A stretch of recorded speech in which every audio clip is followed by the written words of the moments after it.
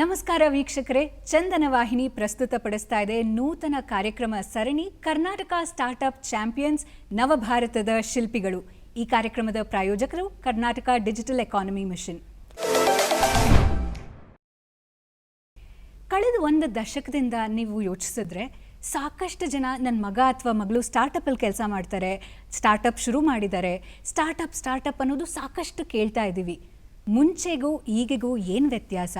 ಹಾಗೆ ಒಂದು ದಶಕದ ಮುಂಚೆ ಅಥವಾ 2 ದಶಕದ ಮುಂಚೆ ಮಧ್ಯರಾತ್ರಿ ಹಸಿವಾಯಿತು ಅಂದರೆ ಏನು ಮನೇಲಿ ಮಾಡ್ಕೊಳಕ್ಕೆ ಬರಲ್ಲ, ಅಡುಗೆ ಗೊತ್ತಿಲ್ಲ ಅಂದ್ರಂತೂ ತಣ್ಣೀರು ಬಟ್ಟೆನೇ ಹೊಟ್ಟೆಗೆ. ಆದರೆ ಇವತ್ತು ನಾವು ಆ ಪರಿಸ್ಥಿತಿ ಇಲ್ಲಲ್ಲ. ಸಾಕಷ್ಟು ಪ್ರಾಬ್ಲಮ್ಸ್ಗೆ, ಸಾಕಷ್ಟು ಸಮಸ್ಯೆಗಳಿಗೆ ಸೊಲ್ಯೂಷನ್ಸ್ ಇದೆ. ಟೆಕ್ನಾಲಜಿ ಆಗಿರ್ಬೋದು ಅಥವಾ ಟೆಕ್ನಾಲಜಿ ಬಿಟ್ಟಾಗಿರ್ಬೋದು, ಸಾಕಷ್ಟು ಜನ ನಾವು ಈ ಸಮಸ್ಯೆನ ಸಾಲ್ವ್ ಮಾಡ್ತೀವಿ ಅಂತ ಒಂದು ದಿಟ್ಟ ಹೆಜ್ಜೆನಿಟ್ಟು ನಡೀತಾ ನಮಗೆ ಸಾಕಷ್ಟು ಹೊಸ ಥರದ ಕಂಪನಿಗಳನ್ನ ಶುರು ಮಾಡಿದ್ದಾರೆ. ಈ ಎಲ್ಲ ವಿಷಯದ ಬಗ್ಗೆ ಯಾರು ಸ್ಟಾರ್ಟಪ್ ಶುರು ಮಾಡ್ಬೋದು, ಸ್ಟಾರ್ಟಪ್ ಶುರು ಮಾಡಿದ್ರೆ ಏನು ಬೆನಿಫಿಟ್ಸು, ಈ ಥರದ ಎಲ್ಲ ಪ್ರಶ್ನೆಗಳಿಗೂ ಉತ್ತರ ಕೊಡುವಂತಹ ಕಾರ್ಯಕ್ರಮ ಕರ್ನಾಟಕ ಸ್ಟಾರ್ಟಪ್ ಚಾಂಪಿಯನ್ಸ್. ಇವತ್ತು ಇದರ ಮೊದಲನೇ ಸಂಚಿಕೆ. ನಮ್ಮ ಜೊತೆ ಇದ್ದಾರೆ doctor V Ramana Reddy sir ಅವರು, ಅಪರ ಮುಖ್ಯ ಕಾರ್ಯದರ್ಶಿಗಳು, ಕರ್ನಾಟಕ ಸರ್ಕಾರ ITBT ಇಲಾಖೆ. ಸರ್ ನಮಸ್ಕಾರ, ಕಾರ್ಯಕ್ರಮಕ್ಕೆ ಸ್ವಾಗತ. ಹಾಗೆ ಇಬ್ಬರು ಕೋ-ಫೌಂಡರ್ಸ್ ಇದ್ದಾರೆ, ಇಬ್ಬರು ಸ್ಟಾರ್ಟಪ್ ಫೌಂಡರ್ಸ್ ಕೂಡ ನಮ್ಮ ಜೊತೆ ಇವತ್ತು ಕಾರ್ಯಕ್ರಮದಲ್ಲಿ ಇದ್ದಾರೆ. ಸ್ಕೇಪೆಕ್ ಕಂಪನಿಯಿಂದ ಇದ್ದಾರೆ ಅಜಯ್ ಅವರು, ನಮಸ್ಕಾರ, ಕಾರ್ಯಕ್ರಮಕ್ಕೆ ಸ್ವಾಗತ. ಹಾಗೆ ನಮ್ಮ ಜೊತೆ ಇದ್ದಾರೆ ಡಾಕ್ಟರ್ ರಘುವೀರ್ ಅವರು, ನಮಸ್ಕಾರ. ಸೊ ಇಷ್ಟು ಎಕ್ಸೈಟಿಂಗ್ ಆಗಿರುವಂತಹ ವಿಷಯದ ಬಗ್ಗೆ ಮಾತಾಡೋಕ್ಕೆ ತಡ ಯಾಕೆ ಮಾಡೋಣ? ಮೊದಲನೇ ಪ್ರಶ್ನೆ ಕೇಳ್ತೀನಿ ಸರ್ಗೆ. ಸರ್, ಸ್ಟಾರ್ಟಪ್ ಅಂತ ಹೇಳಿದಾಗ ಸಾಕಷ್ಟು ಥರದ ಸ್ಟಾರ್ಟಪ್ಸ್ ಇದೆ. ಹಾಗೆ ಭಾರತದಲ್ಲಿ ಸ್ಟಾರ್ಟಪ್ ಇಕೋಸಿಸ್ಟಮ್ ಯಾವ ಥರ ಇದೆ, ಯಾವ ಥರ ಎನ್ಕರೇಜ್ಮೆಂಟ್ ಕೊಡ್ತೀವಿ, ಹೀಗೆ ಯೋಚನೆ ಮಾಡ್ತಾ ಹೋದಾಗ ಕರ್ನಾಟಕ, ಎಸ್ಪೆಷಲಿ ನಮ್ಮ ಬೆಂಗಳೂರು ತುಂಬಾ ಮುಂಚೂಣಿಯಲ್ಲಿದೆ ಸ್ಟಾರ್ಟಪ್ ಎಕೋಸಿಸ್ಟಮಲ್ಲಿ, ಹಾಗೆ ಪ್ರೋತ್ಸಾಹ ನೀಡೋದಕ್ಕೆ. ಇದ್ರ ಬಗ್ಗೆ ಏನು ಹೇಳ್ತೀರಾ ಸರ್? ಯಾವ ಥರ ಪಾಲಿಸಿ ಇದೆ ನಮ್ಮಲ್ಲಿ? ನಮ್ಮ ದೇಶ ಕನ್ಸಿಡರ್ ಮಾಡಿದರೆ we are the 3rd largest startup ecosystem in the world. ಅಂದರೆ USA ಮತ್ತು ಚೈನಾ ನಂತರ we are the 3rd largest ecosystem in the world. And ಈ ಸ್ಟಾರ್ಟಪ್ ಕಲ್ಚರ್ ದಿನ ದಿನ ಜಾಸ್ತಿ ಆಗ್ತಾ ಇದೆ ಬಿಟ್ಟು ಕಡಿಮೆ ಆಗ್ತಾ ಇಲ್ಲ. ಈ ಮಧ್ಯೆ ಅಂತೂ ತುಂಬ ರ್ಯಾಪಿಡಾಗಿ ಡೆವಲಪ್ ಆಗ್ತಾ ಇದೆ. ಲಾಸ್ಟ್ ಫ್ಯೂ ಇಯರ್ಸ್ನಲ್ಲಿ ಸ್ಟಾರ್ಟಪ್ಗಳಿಂದನೇ ಸುಮಾರು 5 ಲಕ್ಷ ಜಾಬ್ಸ್ ಕ್ರಿಯೇಟ್ ಆಗಿದೆ. ಆ್ಯಂಡ್ ಎರಡನೇದು, ಈ ಸ್ಟಾರ್ಟಪ್ಸ್ ಮಹತ್ವ ಏನಂದರೆ, ಫಾರ್ ಎಕ್ಸಾಂಪಲ್ ನೀವೀಗ ಹೇಳಿದಂಗೆ, for example Uber and Ola ತಗೊಳ್ಳೋಣ. ಊಬರ್ ಆ್ಯಂಡ್ ಓಲಾ ಒಂದು ಟ್ಯಾಕ್ಸಿನೂ ಅವ್ರದ್ದಲ್ಲ, but they have revolutionise the entire taxi ecosystem. Similarly there are 2 companies like Airbnb ಅಂತ ಒಂದು ಕಂಪ್ನಿ ಇದೆ, ಓಯೋ ಅಂತ ಒಂದಿದೆ. ಅವರ ಕಡೆ ಒಂದು ಹೋಟೆಲ್ ರೂಮ್ ಇಲ್ಲ, but they have disrupted entire system. They are the largest provider of hotel rooms in the world. So ಈ ರೀತಿ ಸ್ಟಾರ್ಟಪ್ಸ್ನಲ್ಲಿ ಮೇನ್ ಥಿಂಗ್ ಏನಂದರೆ, ಸಮಥಿಂಗ್ ಟ್ರೆಡಿಷ್ನಲಿ ಏನೇನು ನಡೀತಾ ಇದೆ ಅದನ್ನು suddenly one startup will come and disrupt that entire thing. That is the main important thing of startups. Karnataka ತಗೊಂಡಿದ್ದರೆ, ಕರ್ನಾಟಕದಲ್ಲಿ in fact $1 billion company, if a startup becomes a $1 billion company, ನಾವು unicorn ಅಂತ ಹೇಳ್ತೀವಿ. Largest number of unicorns in the country ಬ್ಯಾಂಗ್ಳೂರಲ್ಲಿ, ಕರ್ನಾಟಕದಲ್ಲಿದೆ. In fact last year every month India added 3 unicorns every month in the last 1 year. ಆ unicorn ಅನ್ನೋದು ಇದರಲ್ಲಿ ಸಾಕಷ್ಟು ಇದು ಟರ್ಮಿನಾಲಜಿ ಇದೆ. ಯೂನಿಕಾರ್ನ್ಸ್ ಅಂದರೆ $1 billion startup companies. Then there are something who can be future unicorns, they are called cheetahs. ಅಂಥದ್ದು ನೋಡಿದ್ರೂ ಕರ್ನಾಟಕನಲ್ಲಿ we have the largest number, 31 future unicorns ಅಂತ ನಾವು ಥಿಂಕ್ ಮಾಡ್ತಾ ಇದ್ದೀವಿ. ಆ ರೀತಿ ಇದೆ. ಆ್ಯಂಡ್ ಸ್ಟಾರ್ಟಪ್ ಎಕೋಸಿಸ್ಟಮ್ ಬಂದಿದ್ದರೆ, in fact entire ecosystem in Karnataka ಬೇರೆ ಸ್ಟೇಟ್ಸ್ ಕಂಪೇರ್ ಮಾಡಿದರೆ ಯಾಕೆ ಡಿಫ್ರೆಂಟ್ ಅಂದರೆ, ಕರ್ನಾಟಕ ಏಕೆ ಸಕ್ಸೀಡ್ ಆಗಿದೆ, IT ಆಗಲಿ, ಬಯೋಟೆಕ್ನಾಲಜಿ ಆಗಲಿ, ಸ್ಟಾರ್ಟಪ್ಸ್ನಲ್ಲಿ ಆಗಲಿ ಅಂದರೆ, ಕರ್ನಾಟಕದಲ್ಲಿ ಗೌರ್ಮೆಂಟ್ ಇರಲಿ, ಇಂಡಸ್ಟ್ರಿ ಇರಲಿ, ಅಕಾಡೆಮಿಯಾ ಇರಲಿ, ಈ 3 ಜನ ಯಾವಾಗಲೂ ವಿ ವರ್ಕ್ ವೆರಿ ಕ್ಲೋಸ್ಲಿ. ಈ ಟೈಪ್ ಆಫ್ ಸಿಸ್ಟಮ್ ಬೇರೆ ಸ್ಟೇಟ್ಸ್ನಲ್ಲಿ ಇಲ್ಲ. That is the main reason why Karnataka has developed this ecosystem. Secondly, Karnataka ನೀವು 10 ವರ್ಷ ಹಿಂದೆ ನೋಡಿದರೆ ಟ್ರೈನ್ ಲೋಡ್ಸ್ ಸ್ಟೂಡೆಂಟ್ಸ್ ಬರ್ತಾಯಿದ್ರು ಇಲ್ಲಿ ಎಂಟ್ರೆನ್ಸ್ ಎಕ್ಸಾಮ್ ಬರೆಯಲಿಕ್ಕೆ. ಆವಾಗ ಇಂಜಿನಿಯರಿಂಗ್ ಕಾಲೇಜಸ್, ಮೆಡಿಕಲ್ ಕಾಲೇಜಸ್ ಬೇರೆ ಸ್ಟೇಟ್ಸ್ನಲ್ಲಿ ಇರ್ತಾ ಇದ್ದಿಲ್ಲ. ಕರ್ನಾಟಕದಲ್ಲಿ 50 ವರ್ಷ ಹಿಂದೆ ಪ್ರೈವೇಟ್ನಲ್ಲಿ ಮೆಡಿಕಲ್ ಕಾಲೇಜಸ್, ಇಂಜಿನಿಯರಿಂಗ್ ಕಾಲೇಜಸ್ ಇವೆಲ್ಲ ಬಂದಿದೆ. 100 ವರ್ಷ ಹಿಂದೆ Mysuru Maharaja Indian Institute of Science ಮಾಡಲಿಕ್ಕೆ ಟಾಟಾಸ್ ಅವರಿಗೆ ಜಮೀನು ಕೊಟ್ಟಿದ್ದರು. ಈ ಎಜುಕೇಷನ್, ಹೈಯರ್ ಎಜುಕೇಷನ್ ಪ್ರೈವೇಟೈಸ್ ಮಾಡಿದ್ದರಿಂದನೂ ಕರ್ನಾಟಕ ತುಂಬ ಡೆವಲಪ್ ಆಗಿದೆ ಅಂತ ನಾನು ಹೇಳ್ಬೋದು. ಇನ್ಫ್ಯಾಕ್ಟ್ ಒಂದು 10 ವರ್ಷ ಹಿಂದೆ ನೀವು ತೊಗೊಂಡಿದ್ದರೆ, ಇಂಜಿನಿಯರಿಂಗ್ ಕಾಲೇಜಸ್ ತೊಗೊಂಡಿದ್ದರೆ only 2 were government colleges, NIT Surathkal, government of India and UECE Bangalore. ಈ 2 ಇಂಜಿನಿಯರಿಂಗ್ ಕಾಲೇಜಸ್ ಬಿಟ್ಟು ಏನಾದರೂ ನೋನ್ ಇಂಜಿನಿಯರಿಂಗ್ ಕಾಲೇಜಸ್ ಕರ್ನಾಟಕದಲ್ಲಿ ಇದೆ ಅಂದರೆ those are all in private sector.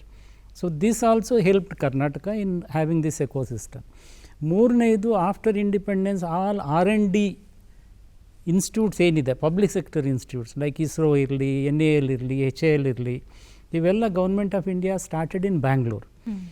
ಇದು ಆದಮೇಲೆ ಈಗ ತುಂಬ MNCಗಳನ್ನು ನಾವೇನು ಹೇಳ್ತೀವಿ ಗ್ಲೋಬಲ್ ಕೇಪಬಿಲಿಟಿ ಸೆಂಟರ್ಸ್ ಅಂತ ಹೇಳ್ತೀವಿ. These are called R&D centres. ಅವನು ಕರ್ನಾಟಕದಲ್ಲಿ ತುಂಬ ಬಂದಿದೆ. ಫಾರ್ ಎಕ್ಸಾಂಪಲ್, ಕಂಟ್ರಿನಲ್ಲಿರುವ 44% of global capability centres are in Karnataka. ಇವೆಲ್ಲ ಈ ಎಕೋಸಿಸ್ಟಮ್ ಡೆವಲಪ್ ಆಗಲಿಕ್ಕೆ ಕಾರಣ ಆಗಿದೆ. ಸೊ ಒಂದು higher education, then synergy between industry, academia and government. Third is R&D ecosystem. And ಕೆಲವು ಕಂಪ್ನೀಸ್ದಂತೂ MNCಸ್ದು, for example one company MNC's headquarters in London ಅಂತ ಅಂದ್ಕೊಳ್ಳೋಣ. Their biggest R&D facility beyond their headquarters is in Bangalore. ಆ ರೀತಿ ಎಷ್ಟು MNCs ಇದೆ. So ಇವೆಲ್ಲ ಕರ್ನಾಟಕ ಇಕೋಸಿಸ್ಟಮ್ ಡೆವಲಪ್ ಆಗಲಿಕ್ಕೆ, ಕರ್ನಾಟಕದಲ್ಲಿ ಸ್ಟಾರ್ಟಪ್ ಕಲ್ಚರ್ ಆಗಲಿಕ್ಕೆ ಪ್ರೋತ್ಸಾಹ ನೀಡಿದೆ ಅಂತ ನಾನು ಅಂದ್ಕೊಂಡೆ. ಭಾಳ ಚೆನ್ನಾಗಿ ಹೇಳಿದ್ರಿ ಸರ್. ಹೇಗೆ ನಮ್ಮ ಅಡಿಪಾಯ ಸ್ಟ್ರಾಂಗ್ ಆಗಿತ್ತು, ಹಾಗೆ ಅದ್ರ ಮೇಲೆ ನಾವು ಹೇಗೆ ಕಟ್ತಾ ಹೋಗ್ತಾ ಇದ್ದೀವಿ, ಅದ್ರ ಮೇಲೆ ನಾವು ಮಾಡ್ತಿರೋ ಎಫರ್ಟ್ಸು ತುಂಬ ಚೆನ್ನಾಗಿ ಹೇಳಿದ್ರಿ. Thank you. ಸೊ ಇವಾಗ ಸ್ಟಾರ್ಟಪ್ ಫೌಂಡರ್ಸ್ ವಿಷಯಕ್ಕೆ ಬರೋಣ. IT, BT ಅನ್ನೋದನ್ನು ನಾವು ಸುಮಾರು ಕೇಳ್ತಾನೆ ಬಂದಿದ್ದೀವಿ.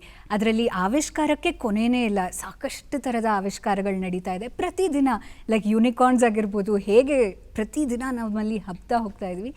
ನಿಮಗೆ ಹೇಗೆ ಈ ಥರದೊಂದು ಸ್ಟಾರ್ಟಪ್ ಮಾಡಬೇಕು ಅನ್ನೋ ಸ್ಫೂರ್ತಿ ಬಂತು? ಬಿಕಾಸ್ ಒಂದು 10 ವರ್ಷ 15 ವರ್ಷದ ಹಿಂದೆ ತೊಗೊಂಡು ಯಾರು ಕೆಲಸದಲ್ಲಿದ್ದು ಕೆಲಸ ಬಿಟ್ಟು ಸ್ಟಾರ್ಟಪ್ ಮಾಡ್ತೀವಿ ಅಂದರೆ ಏನಾಗಿದೆ ನಿಮಗೆ, ಎಲ್ಲ ಸರಿಗಿದೆಯಾ ಅಂತ ಕೇಳುವಂಥ ಒಂದು ಮನಸ್ಥಿತಿ ಇತ್ತು. ಆದರೆ ಇವತ್ತು ಸೊಸೈಟಿನೂ ತುಂಬ ಓಪನ್ ಆಗಿದೆ. ಸ್ಟಾರ್ಟಪ್ ಅಂದರೆ ಓಕೆ, ನಮ್ಮ ಕೈಲಾದ ಸಹಾಯ ಮಾಡೋಣ ಅಂತ ಮುಂದೆ ಬರ್ತಾ ಇದ್ದಾರೆ. ಆದರೆ ನೀವು ಶುರು ಮಾಡಿದಾಗ ನಿಮ್ಮ ಪರಿಸರ ಹೇಗಿತ್ತು, ನಿಮಗೆ ಐಡಿಯಾ ಯಾವ ಥರ ಬಂತು, ನಿಮ್ಮ ಜರ್ನಿ ಬಗ್ಗೆ ಒಂದು ಸ್ವಲ್ಪ. ಖಂಡಿತವಾಗ್ಲೂ ಇಲ್ಲ, ನೀವು ಹೇಳಿದ್ದು 100% ಸತ್ಯ. ನಾನು 10 ವರ್ಷಕ್ಕೆ ಮುಂಚೆ ಇಂಜಿನಿಯರಿಂಗ್ ಪಾಸ್ಔಟ್ ಆದಾಗ 2011ರಲ್ಲಿ I came from very simple middle class family. ನನಗೆ ಆಲ್ಮೋಸ್ಟ್ 25ಕ್ಕಿಂತ ಹೆಚ್ಚು ಕಸಿನ್ಸ್ US ಅಲ್ಲಿ ಮಾಸ್ಟರ್ಸ್ ಮಾಡಿ ಅಲ್ಲಿ ಸೆಟ್ಲ್ ಆಗಿದ್ದಾರೆ.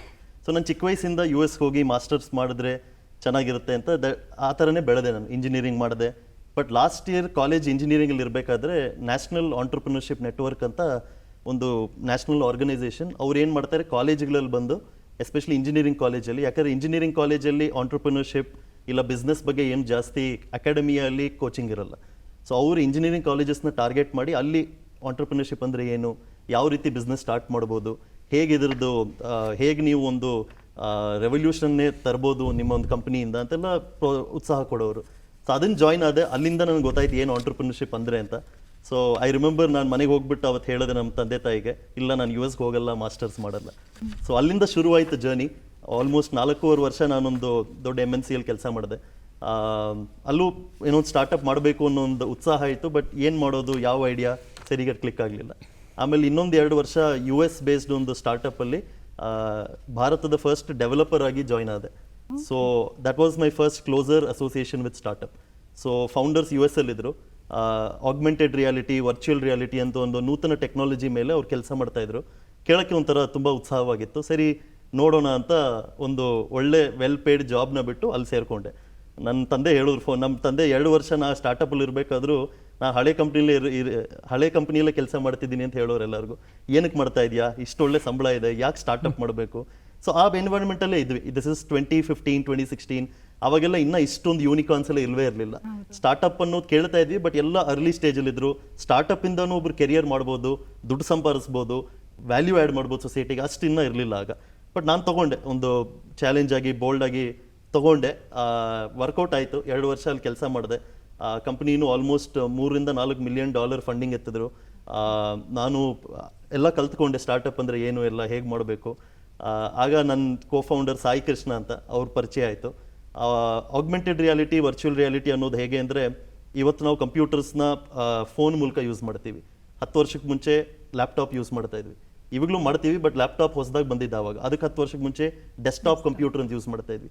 ಸೊ ಪ್ರತಿ 10 ವರ್ಷಕ್ಕೂ ನೀವು ನೋಡಿದ್ರೆ the way we interact with computers change ಆಗ್ತಾ ಇದೆ.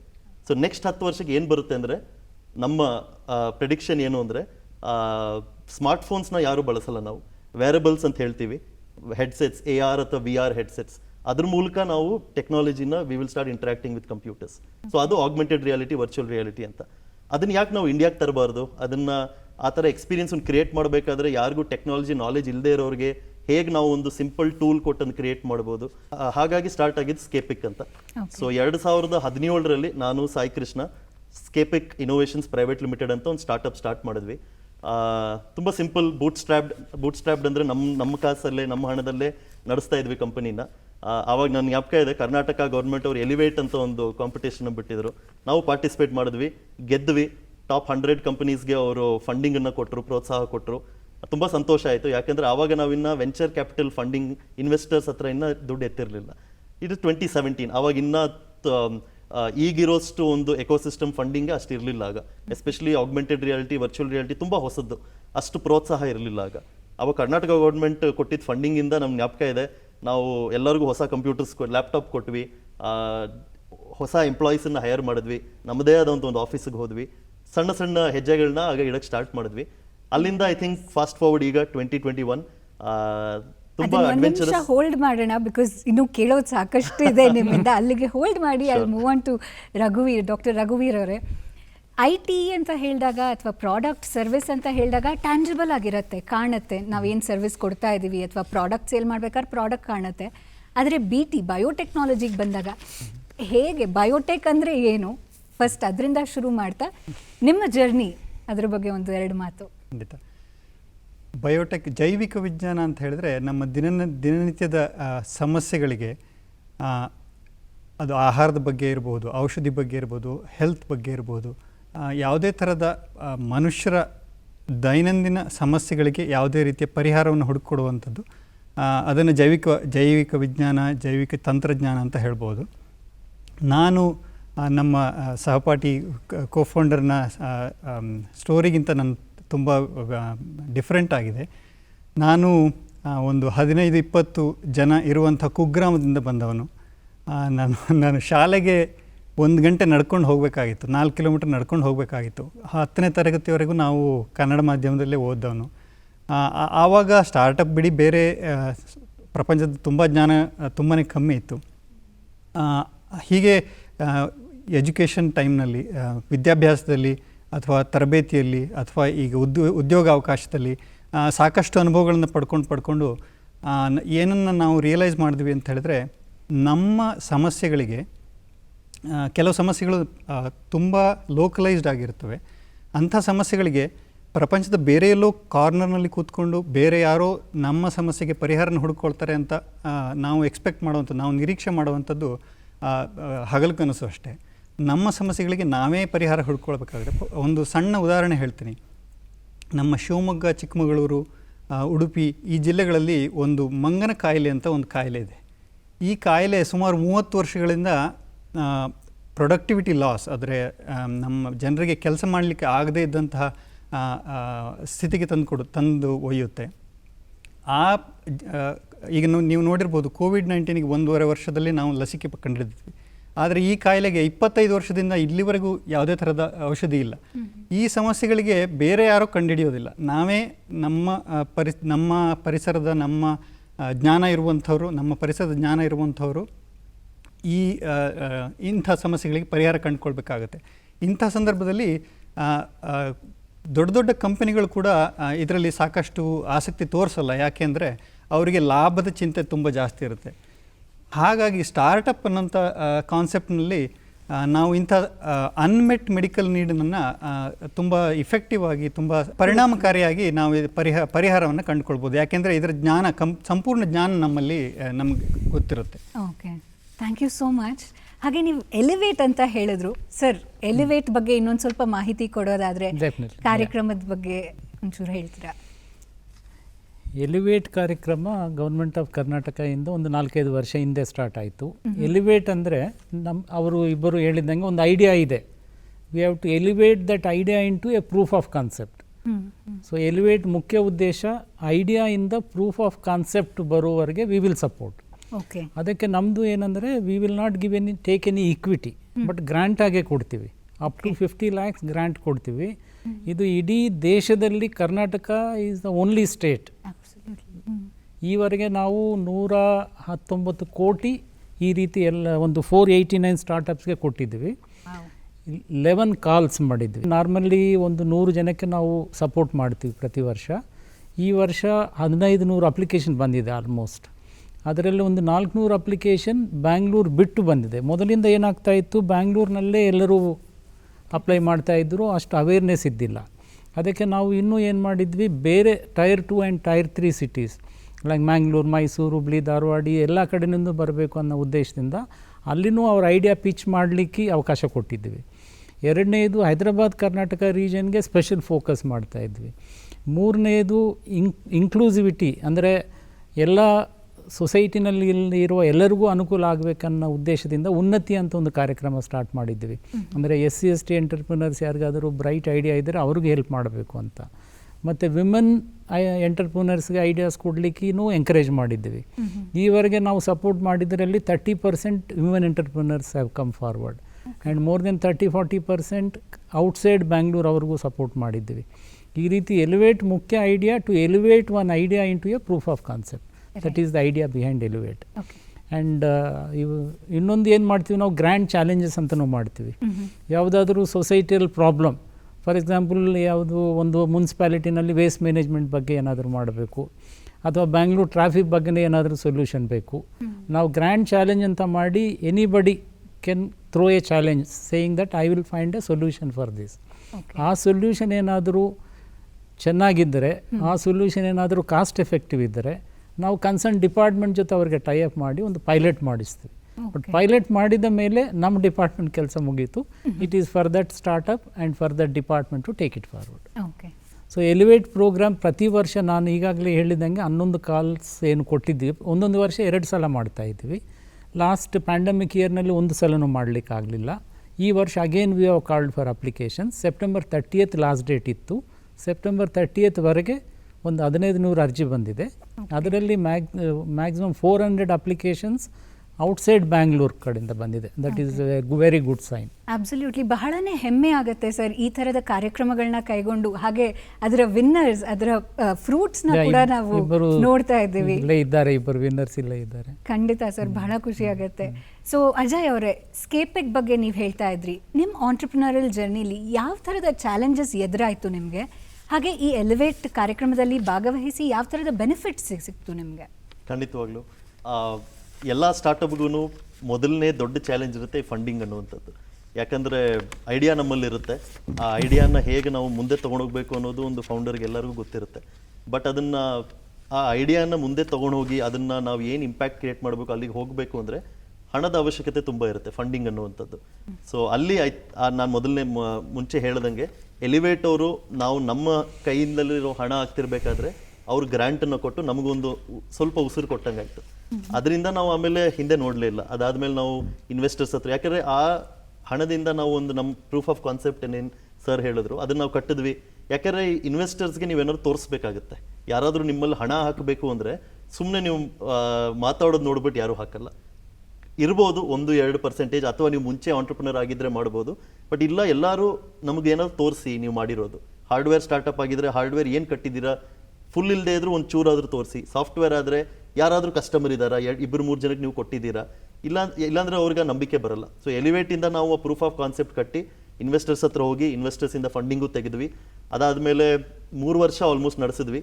ಈಗ 2020ರಲ್ಲಿ ಫ್ಲಿಪ್ಕಾರ್ಟ್ ಅನ್ನೋ ಒಂದು ಕಾಮರ್ಸ್, ಭಾರತದಲ್ಲೇ ದೊಡ್ಡ ಕಾಮರ್ಸ್ ಕಂಪನಿ, ಅವರು ನಮ್ಮ ಟೆಕ್ನಾಲಜಿ ನೋಡಿ ತುಂಬ ಸಂತೋಷಪಟ್ಟು ನಮ್ಮನ್ನು 100% ಅಕ್ವೈರ್ ಮಾಡಿದ್ದಾರೆ. ಸೊ ನಾವೀಗ ಫ್ಲಿಪ್ಕಾರ್ಟ್ ಜೊತೆಯಲ್ಲಿ ಕೈ ಜೋಡಿ ನಮ್ದು ಏನೊಂದು ವಿಷನ್ ಇದೆ ಅದನ್ನು ಭಾರತದಲ್ಲಿರೋ ಎಲ್ಲ ಕಾಮರ್ಸ್ ಅವರಿಗೆ ನಮ್ಮ ಟೆಕ್ನಾಲಜಿನ ತಲುಪಿಸೋ ಒಂದು ಅವಕಾಶ ಫ್ಲಿಪ್ಕಾರ್ಟ್ ಮೂಲಕದಿಂದ ಸಿಕ್ಕಿದೆ. ಕಂಗ್ರ್ಯಾಚುಲೇಷನ್ಸ್, ಹೃತ್ಪೂರ್ವಕವಾದ ಅಭಿನಂದನೆಗಳು. ನಮ್ಮ ಜೊತೆ ಅಂದರೆ ಬಹಳ ಖುಷಿ ಆಗುತ್ತೆ ಅಲ್ವಾ ಸರ್, ಈ ಥರದ ಸಕ್ಸಸ್ ಸ್ಟೋರೀಸ್ ನೋಡಿದಾಗ, ನಾವು ಹಾಕಿರುವಂಥ ಎಫರ್ಟ್ಸ್ಗೆ ಬರ್ತಾ ಇರೋ ಫ್ರೂಟ್ಸ್ ನೋಡಿದಾಗ ಬಹಳನೇ ಖುಷಿ ಆಗುತ್ತೆ. ಹಾಗೆ ಡಾಕ್ಟರ್ ರಘುವೀರ್ ಅವರೇ, ಗ್ಯಾಲೋರ್ TX ಅನ್ನುವಂತಹ ಕಂಪ್ನಿಲಿ ಯಾವ ಥರದ ಸಮಸ್ಯೆಗಳಿಗೆ ಪರಿಹಾರವನ್ನು ಕಂಡುಹಿಡಿತಾ ಇದ್ದೀರಾ? ಕ್ಯಾನ್ಸರ್ ಮತ್ತು ಆರ್ಥರೈಟಿಸ್ ಮತ್ತು ನಾನು ಈಗಾಗಲೇ ಹೇಳಿದ ಹಾಗೆ ಕ್ಯಾಸ್ನೂರ್ ಫಾರೆಸ್ಟ್ ಡಿಸೀಸ್ ಅಥವಾ ಮಂಗನ ಕಾಯಿಲೆ, ಇಂಥ ಕಾಯಿಲೆಗಳಿಗೆ ಮೇನ್ ಸ್ಟ್ರೀಮ್ ಫಾರ್ಮಾ ಕಂಪನೀಸ್ ಯಾವ ರೀತಿಯ ಪರಿಹಾರಗಳನ್ನ ಕಂಡುಕೊಳ್ಳಲಿಕ್ಕೆ ಪ್ರಯತ್ನಪಟ್ಟು ವಿಫಲರಾಗಿದ್ದಾರೆ. ಅಂಥ ಸಮಸ್ಯೆಗಳನ್ನು ನಾವು ಎತ್ಕೊಂಡು ಆ ಸಮಸ್ಯೆಗಳಿಗೆ ಪರಿಹಾರ ಕಂಡುಕೊಳ್ಳಲಿಕ್ಕೆ ಹೊಸ ಹೊಸ ಔಷಧಿಗಳನ್ನು ಅನ್ವೇಷಣೆ ಮಾಡಲಿಕ್ಕೆ ನಾವು ಪ್ರಯತ್ನ ಪಡ್ತಾ ಇದ್ದೇವೆ. ಬಯೋಟೆಕ್ ಕಂಪನಿಗೆ, ಜೈವಿಕ ತಂತ್ರಜ್ಞಾನದ ಕಂಪನಿಗಳಿಗೆ ಬೇರೆ ಬೇರೆ ಥರದ ಸಮಸ್ಯೆಗಳಿದೆ.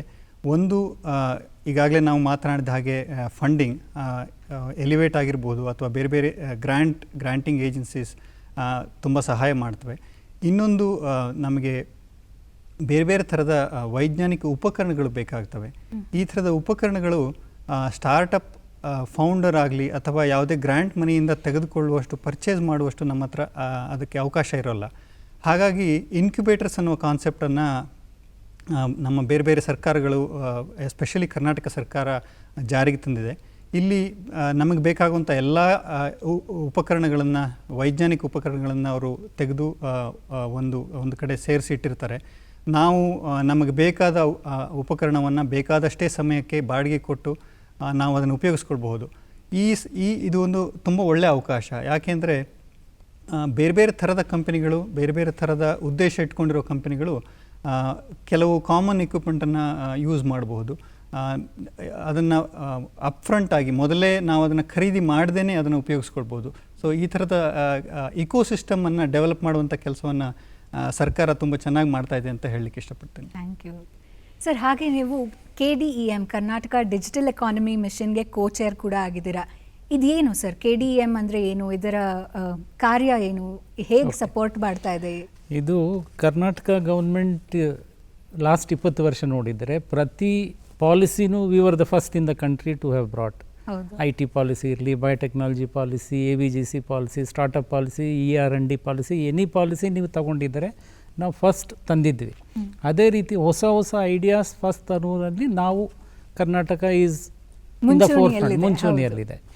ಇದಕ್ಕಿಂತ ಮುಂಚೆ KDEMಕ್ಕಿಂತ ಮುಂಚೆ ನಾವು ಕರ್ನಾಟಕ ಇನ್ನೋವೇಷನ್ ಅಥಾರಿಟಿ ಅಂತ ಸ್ಟಾರ್ಟ್ ಮಾಡಿದ್ವಿ. ಚೀಫ್ ಮಿನಿಸ್ಟರ್ ಅವರ ಚೇರ್ಮನ್ಶಿಪ್ನಲ್ಲಿ ಕರ್ನಾಟಕ ಇನ್ನೋವೇಷನ್ ಅಥಾರಿಟಿ ಕಾನ್ಸೆಪ್ಟ್ ಏನಂದರೆ, ಈಗ ಯಾರಿಗಾದ್ರೂ ಒಂದು ಹೊಸ ಐಡಿಯಾ ಬಂದಿದೆ, ಫಾರ್ ಎಕ್ಸಾಂಪಲ್ ಈಗ ಡ್ರೈವರ್ಲೆಸ್ ಕಾರ್ಸ್ ಅಂತ ಬರ್ತಾಯಿವೆ, ಆಟೋನಮಸ್ ಕಾರ್ಸ್. ಆಟೋನಮಸ್ ಕಾರ್ ಇಲ್ಲಿ ಬಂದರೆ transport department will say there is no provision in the act. ಹೆಂಗೆ ಅದಕ್ಕೆ ಲೈಸೆನ್ಸ್ ಕೊಡಬೇಕು, ಯಾರಿಗೆ ಲೈಸೆನ್ಸ್ ಕೊಡಬೇಕು ಅನ್ನೋ ಪ್ರಶ್ನೆ ಬರ್ಬೋದು. ಸಿಮಿಲರ್ಲಿ ಓಲಾ ಊಬರ್ ಬಂದರೆ 5-6 ವರ್ಷ ಹಿಂದೆ there was no provision in the motor vehicle act to provide for aggregators. So transport department side you are a software provider, ನಮಗೆ ಸಂಬಂಧ ಇಲ್ಲ ಅಂತ. Then Karnataka was the first state to have come up with an aggregator policy in the country. Similarly innovation authority ಅಂತ ನಾವು ಯಾಕೆ ಮಾಡಿದ್ದೀವಿ ಅಂದರೆ, innovation authority, for example ನನಗೊಂದು ಐಡಿಯಾ ಇದೆ, ಬಟ್ ಅದು ಇಂಪ್ಲಿಮೆಂಟ್ ಮಾಡಬೇಕಾದ್ರೆ ಯಾವುದಾದ್ರೂ ಕಾಯ್ದೆ ಅಡ್ಡ ಬರ್ತಾ ಇದೆ, ಸ್ಟೇಟ್ ಕಾಯ್ದೆ. ಸೆಂಟ್ರಲ್ ಕಾಯ್ದೆ ನಮಗೆ ಕಂಟ್ರೋಲ್ ಇಲ್ಲ. ಆ ಸ್ಟೇಟ್ ಕಾಯ್ದೆ ಮಾಡೋದಕ್ಕಿಂತ ಮುಂಚೆ ಸ್ಯಾಂಡ್ ಬಾಕ್ಸ್ ಅಂತ ಒಂದು ಕಾನ್ಸೆಪ್ಟ್ ಇದೆ. ಅದರಲ್ಲಿ ಏನು ಮಾಡ್ತೀವಿ, ನಿಮ್ಮ idea you can test in a smaller area or smaller duration. Test ಮಾಡಿದ ಮೇಲೆ ಇಫ್ ಯು ಫೀಲ್ ಈ ಕಾಯ್ದೆ, ಸ್ಟೇಟ್ ಕಾಯ್ದೆ ಯು ಕ್ಯಾನ್ ಅಮೆಂಡ್ ಮಾಡಬೇಕು, ಅದರ್ವೈಸ್ ನಮಗೆ ಹೆಲ್ಪ್ ಆಗಲ್ಲ ಅಂತ. ಆವಾಗ ಇನ್ನೋವೇಷನ್ ಅಥಾರಿಟಿ ಮುಂದೆ ಬಂದರೆ innovation authority can recommend to the government to change even that provision. ಅದೇ ರೀತಿ KDEM ಈಸ್ ಆಲ್ಸೋ ಒಂದು ಹೊಸ ಪ್ರಯೋಗ. ಕರ್ನಾಟಕ ಡಿಜಿಟಲ್ ಎಕಾನಮಿ ಮಿಷನ್ ಅಂತ ಹೇಳಿ ನಾವು ಒಂದು ಸ್ಟಾರ್ಟ್ ಹೆಂಗೆ ಮಾಡಿದ್ವಿ ಅಂದರೆ, something to act as a bridge between government and the industry. And government ಏನಾದರೂ ಪಾಲಿಸೀಸ್ ತಂದರೆ ಇಂಪ್ಲಿಮೆಂಟೇಷನ್ ಫ್ರೇಮ್ವರ್ಕ್ ಕೊಡಲಿಕ್ಕೆ ಒಬ್ಬರು ಬೇಕಾಗ್ತದೆ. ಬಟ್ ಇದರಲ್ಲಿ ಹೊಸದು ಏನಂದರೆ, ನಾವು ಇದನ್ನು ನಾಟ್ ಫಾರ್ ಪ್ರಾಫಿಟ್ ಕಂಪ್ನಿ ಅಂತ ರಿಜಿಸ್ಟರ್ ಮಾಡಿದ್ವಿ. ಬಟ್ ನಾಟ್ ಫಾರ್ ಪ್ರಾಫಿಟ್ ಕಂಪ್ನಿನಲ್ಲೂ ದೇಶದಲ್ಲೇ ಫಸ್ಟ್ ಎಕ್ಸ್ಪೆರಿಮೆಂಟ್ ಏನು ಮಾಡಿದ್ವಿ ಅಂದರೆ, 51% ಪ್ರೈವೇಟ್ ಅಸೋಸಿಯೇಷನ್ಸ್ ಕೊಟ್ಟಿದ್ವಿ, 49% ಓನ್ಲಿ ಈಸ್ ಅವರ್ ಇಕ್ವಿಟಿ. 51%ನಲ್ಲಿ IESA ಅಂತ ಒಂದು electronics and semiconductors association ಇದೆ, ದೆನ್ NASSCOM ಇದೆ, ದೆನ್ ASSOCHAM ಇದೆ. ಸೊ ಈ 3 ಸೇರಿ 51% ಕಾಂಟ್ರಿಬ್ಯೂಟ್ ಮಾಡಿದ್ದಾರೆ. And chairman is also a private person, private industry representative chairman ಮಾಡಿದ್ವಿ. But it will be funded by us. So that is the uniqueness of KDEM. But KDEM is doing very good work to take IT beyond Bangalore.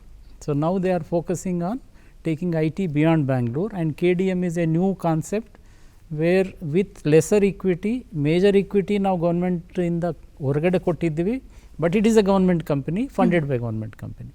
So it's a new ಹೊಸ ಪ್ರಯೋಗ, but it has become successful in the last few months. Right, fantastic sir. Thank you. ಅಂದರೆ ಕರ್ನಾಟಕ ಹೇಗೆ ಹೊಸ ಹೊಸ ಪ್ರಾಜೆಕ್ಟ್ಸ್ಗಳನ್ನಾಗಿರ್ಬೋದು, ಇನಿಷಿಯೇಟಿವ್ಸ್ನಾಗಿರ್ಬೋದು ಯಾವಾಗಲೂ ಮುಂದೆ ಇದೆ, ಮುಂದಿನ ಸಾಲಲ್ಲಿದೆ ಅನ್ನೋದಕ್ಕೆ ಇದೊಂದು ಉದಾಹರಣೆ ಅಂತ ಹೇಳ್ಬೋದು.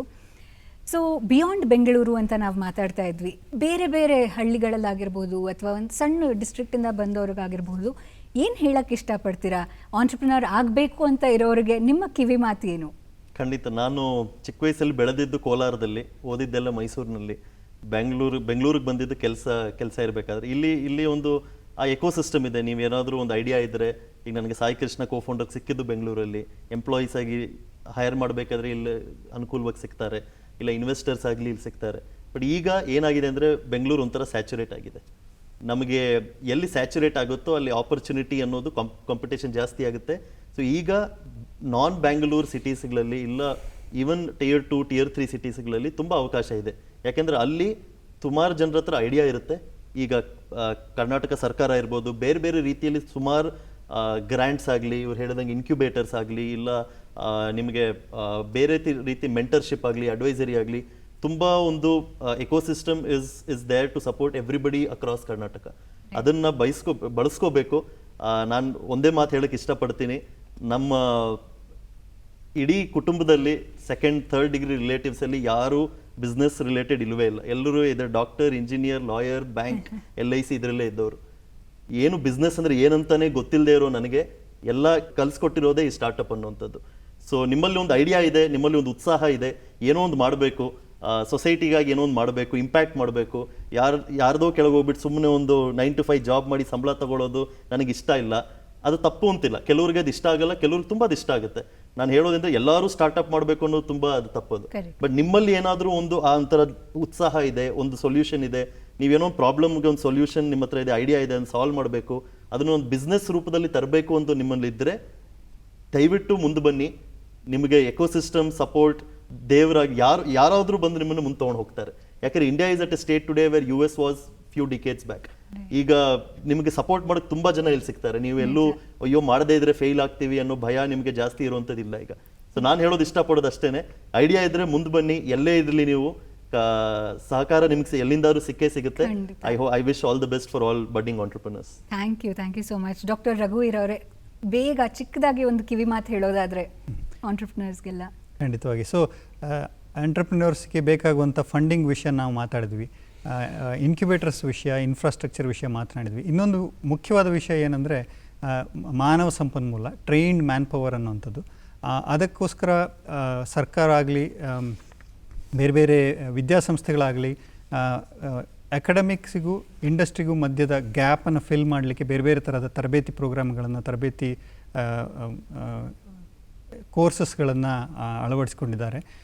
ಇದೆಲ್ಲದರ ನಡುವೆ ಗೌರ್ಮೆಂಟಿನ ಕಂಪ್ಲೈನ್ಸ್ ರಿಕ್ವೈರ್ಮೆಂಟ್ಸ್ ಸ್ಟಾರ್ಟಪ್ಗಳಿಗೆ ಅದನ್ನು ಕಡಿಮೆ ಮಾಡುವಂಥದ್ದು, ಸಿಂಗಲ್ ವಿಂಡೋ ಕ್ಲಿಯರೆನ್ಸ್ ಸಿಸ್ಟಮ್ಗಳು, ಮಾಲಿನ್ಯ ನಿಯಂತ್ರಣ ಮಂಡಳಿ ಆಗಿರ್ಬೋದು, ಅಥವಾ PF ಆಗಿರ್ಬೋದು, ಪ್ರೊಫೆಷ್ನಲ್ ಟ್ಯಾಕ್ಸ್, ಈ ಥರದ ಎಲ್ಲ ಥರದ ಕಂಪ್ಲೈನ್ಸ್ಗಳನ್ನು ಕಡಿಮೆ ಮಾಡುವಂಥ ಎಫರ್ಟ್ಸ್, ಪ್ರಯತ್ನಗಳು ನಡೀತಾ ಇದ್ದಾವೆ.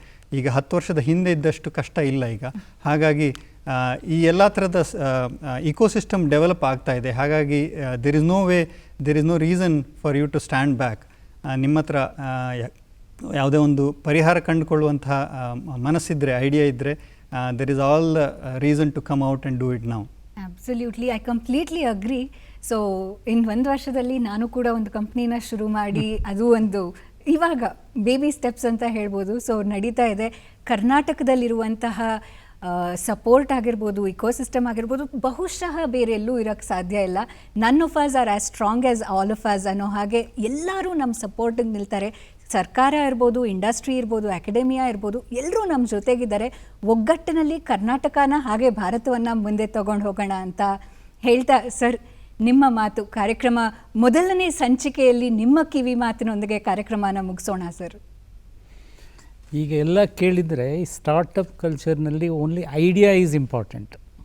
One bright idea can change entire thing. ಹಿಂದೆ ಏನಾಗ್ತಾ ಇತ್ತು, ಏನಾದರೂ ಇಂಡಸ್ಟ್ರಿ ಮಾಡಬೇಕಾಗಿದ್ದರೆ ಬಂಡವಾಳ ಬೇಕಾಗಿತ್ತು, ಈಗ ಅವೆಲ್ಲ ಬೇಕಾಗಿಲ್ಲ. One bright idea, if you get a bright idea, you may become a billionaire and unicorn in another 6 months or 1 year. So that is the key. Secondly, ಇವರು ಮಾತಾಡಿದಾಗ 2 point I wanted to add. One is ಈಗ we are working more on ease of doing business. Last 1 ಇಯರಿಂದ ಹೆಂಗೆ problems start ಮಾಡುವಾಗ ಹೆಂಗೆ problems ಕಡಿಮೆ ಮಾಡಬೇಕು for the industry ಅನ್ನೋದು ಅದರಲ್ಲೇ ವರ್ಕ್ ಮಾಡ್ತಾ ಇದ್ದೀವಿ. Another small thing I want to add is Karnataka again was first, recently we have amended our Karnataka Transparency in Public Procurement Act, where we are giving preferential market access to the startups. Andre 50 lakhs varage if some department wants to go for a tender, we have said there is no requirement of previous experience, because startup annade hosa idea. ಹೌದು. So previous experience you should not take. Secondly, turnover ಅಂತ ಹೇಳ್ತೀವಿ ನಾವು. ಈಗ 1 ಕೋಟಿ tender ಮಾಡಿದರೆ 5 ಕೋಟಿ 3 ಕೋಟಿ turn over ಮಾಡಿರಬೇಕು ಅಂತ. ಸೊ ಆ ಎರಡನ್ನೂ ತೆಗೆದಿದ್ದೀವಿ ಈಗ. And Karnataka is the only state in the country to have given this preferential market access by amending the act. This has been done recently. Okay, very nice sir. ಬಹಳನೇ ಖುಷಿ ಆಗುತ್ತೆ ಈ ಥರದ ಸ್ಟೆಪ್ಸ್ ಇದೆ. ಹಾಗೆ ತುಂಬಾ ಎನ್ಕರೇಜಿಂಗ್ ಆಗಿದೆ ಸ್ಟಾರ್ಟಪ್ಸ್ ಫೌಂಡರ್ಸ್ಗಾಗಿರ್ಬೋದು ಅಥವಾ ಮುಂದೆ ಬರುವಂತಹ ಆಂಟ್ರಪ್ರಿನರ್ಸ್ಗಾಗಿರ್ಬೋದು. ಸೊ ಸ್ಟಾರ್ಟಪ್ ಅನ್ನೋದು ಒಂದು ಈರುಳ್ಳಿ ಥರ ಅಂತ ಹೇಳ್ಬೋದು. ಪೀಲ್ ಮಾಡ್ತಾ ಇದ್ದಂಗೂ ಲೇಯರ್ಸ್ ಬರ್ತಾನೆ ಹೋಗುತ್ತೆ. ಮತ್ತಷ್ಟಿದೆ, ಸಾಕಷ್ಟಿದೆ ಮಾತಾಡೋದಕ್ಕೆ. ಬಟ್ ಇದಾಗಿತ್ತು ಇವತ್ತಿನ ಸಂಚಿಕೆ ಕರ್ನಾಟಕ ಸ್ಟಾರ್ಟಪ್ ಚಾಂಪಿಯನ್ಸ್, ನವಭಾರತದ ಶಿಲ್ಪಿಗಳು. ಮುಂದಿನ ಕಾರ್ಯಕ್ರಮದಲ್ಲಿ ಭೇಟಿಯಾಗೋಣ. ಈ ಕಾರ್ಯಕ್ರಮದ ಪ್ರಾಯೋಜಕರು ಕರ್ನಾಟಕ ಡಿಜಿಟಲ್ ಎಕಾನಮಿ ಮಿಷನ್. ನಮಸ್ಕಾರ. Thank you.